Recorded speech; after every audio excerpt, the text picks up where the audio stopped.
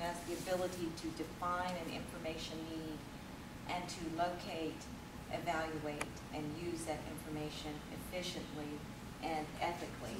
And I like this particular image because it also points to the corollary literacies. We call them sometimes 21st century literacies because it's not just information literacy. Visual and media and cultural literacy are very important and are tied very heavily into information literacy, as is computer literacy and information and communication technology literacy. But as you can see, with what you all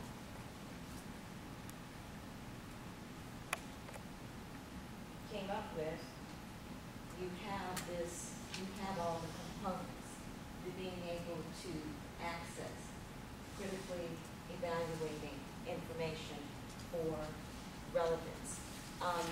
In addition to these literacies, some, like with information and communication technology literacy, they define that as a student's ability to define, access, evaluate, integrate, manage, communicate, create, and communicate.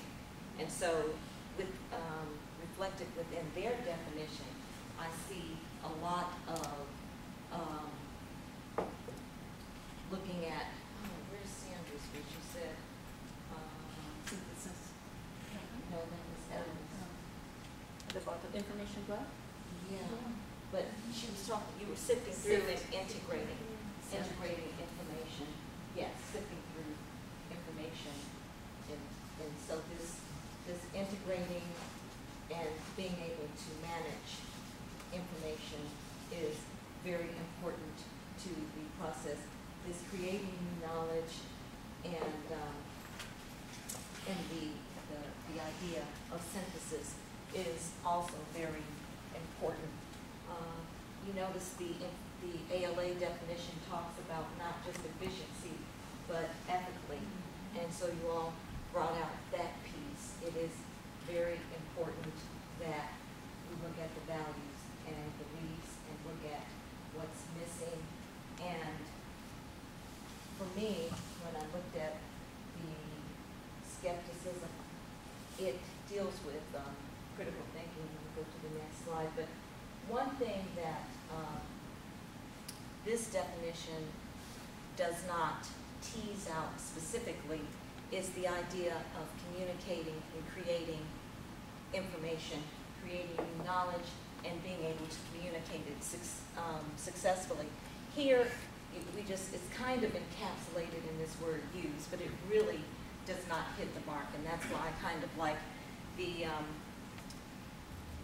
ETS ICT literacy definition of information literacy, because it is, to me, as important that after a student define a good information problem, that they're able to access relevant data, after they're able to figure out what is missing, and then integrate it and synthesize it. They have to be able to communicate it effectively.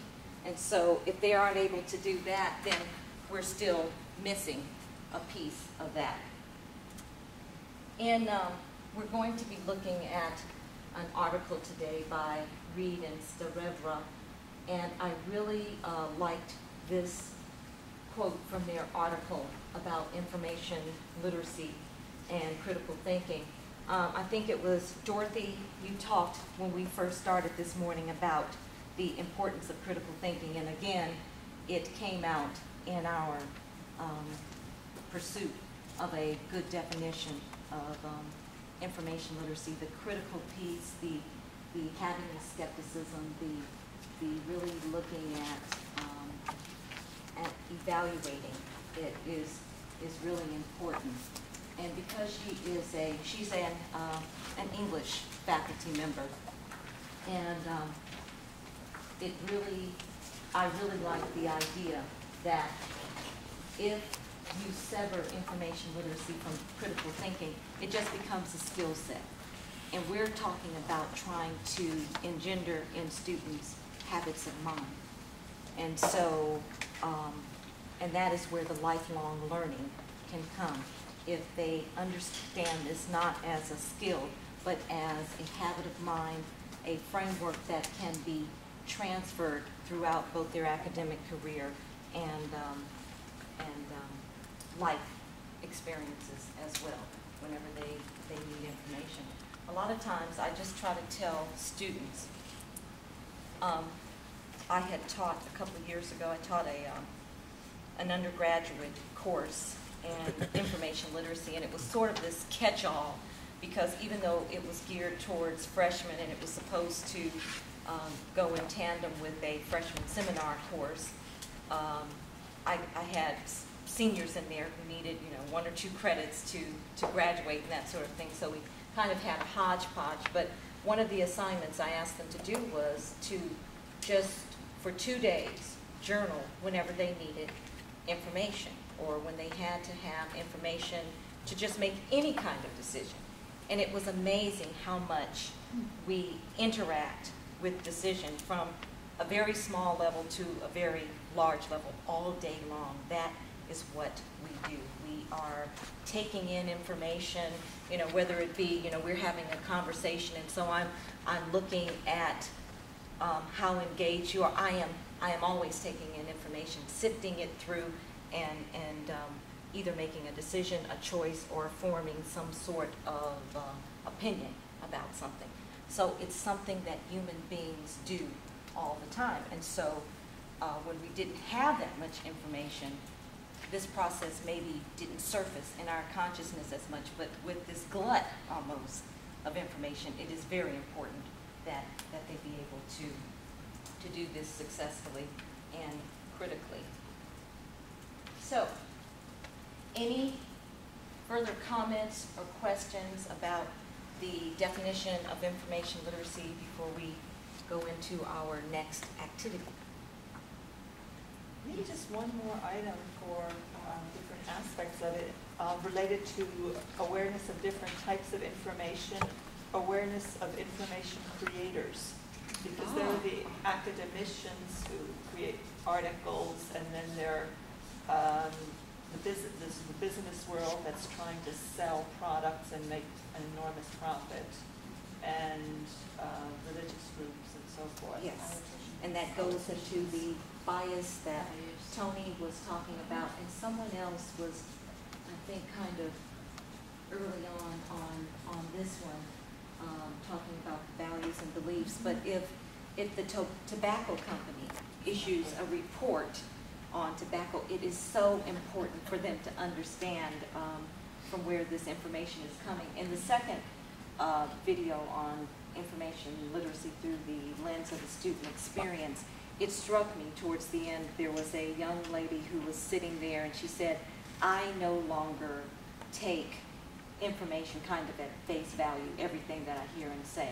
And for me, if students go away with even just that, to critically look at information, then I've done a good deed, because it's not just the canon and the experts. You really have to sift that through. And I'm trying to remember which syllabus I was reading where, I want to say it's one of the English syllabi, but as I read through them, a common theme throughout all of yours was this notion of critical thinking, of inserting and integrating your ideas with the ideas of others, and to have a spirit of inquiry and questioning about the ideas and concepts that you have. That kind of was interwoven throughout all of yours, despite your discipline. That whole idea of just not taking what has been said, what has been put on paper, but to really look at it through a critical lens. So we did a fabulous job of looking at what information literacy is. Do you feel like you have a better idea? Okay, as we go. Okay. What we're going to do now is to look at what you already do. This is in preparation for integrating more information literacy relevant activities into your syllabus. I'd really kind of like you to tap into what you're already doing to help students attain a proficient level of information competence. So what I'd like to do, and this is the yellow sheet in your packet, I would like you to take about 5 minutes to think about what you might do in class, what you might say in class, what activities you might have your students, in which you might have your students engage. You might already have a librarian coming in to do some sort of session. So just kind of think about whether it's the classes that you're working on now or just some of the syllabi that you have created, what kinds of assignments you might already be doing that help your students to access, evaluate, integrate, manage, synthesize information, to look at gaps, to look at different types of information. So take a few minutes to do that, and then we're going to share in pairs and then to the entire group. We go according to the courses? Yeah. It could be the courses that you're doing now or courses that you've done throughout. It doesn't have to be the specific syllabus that you submitted for this, but just by courses, yes. It can be a disciplinary perspective. Yeah. Okay. Yeah.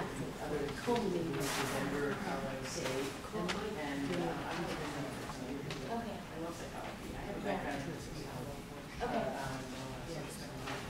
So I just wanted to know, like, in terms of the library? Yeah, I don't know that we have this on the weekend.